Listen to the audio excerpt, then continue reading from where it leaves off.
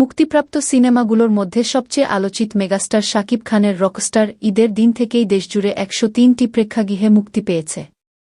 Multiplex থেকে শুরু করে জেলা শহরের সিঙ্গেল স্ক্রিন সব মিলিয়ে বড় পরিসরেই দর্শকের সামনে এসেছে ছবিটি। আজমান রুশো পরিচালিত রকস্টারে এক রকস্টারের উত্থান, খ্যাতি, ব্যক্তিগত টানাপোড়েন ও পতনের গল্প তুলে ধরা হয়েছে। সিনেমাটিতে শাকিব খানের সঙ্গে অভিনয় করেছেন সাবিলা নূর, তানজিয়া জামান মিথিলা ও সুনিধি নায়েক। মুক্তির আগে গান, পোস্টার ও প্রচারণায় আলোচনায় আসে সিনেমাটি।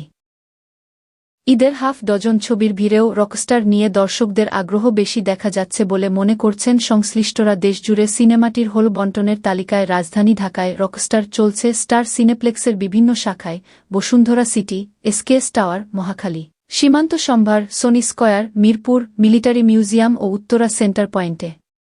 এছাড়া যমুনা ফিউচার পার্কের ব্লকবাস্টার সিনেমাস, কেরানীগঞ্জের লায়ন সিনেমাস, টঙ্গীর সাবা সোহানা সিনেপ্লেক্স এবং নারায়ণগঞ্জের সিনেস্কোপেও মুক্তি পেয়েছে সিনেমাটি। ঢাকার ঐতিহ্যবাহী এক প্রেক্ষাগৃহগুলোর মধ্যেও রয়েছে রকস্টারের উপস্থিতি। মধুমিতা, শ্যামলী, আজাদ, আনন্দ, গীত সিনেমা, সৈনিক ক্লাব ও বিজিবি অডিটোরিয়ামের মতো হলগুলোতেও চলছে ছবিটি। এছাড়া সাভারের সেনা অডিটোরিয়াম ও দিয়াবাড়ির ম্যাজিক মুভি থিয়েটারেও দর্শকরা দেখতে পারছেন সিনেমাটি। পাশাপাশি চট্টগ্রাম, রাজশাহী, খুলনা, সিলেট, বরিশাল, রংপুর ও ময়মনসিংহসহ দেশের বিভিন্ন জেলার প্রেক্ষাগৃহেও মুক্তি পেয়েছে এটি।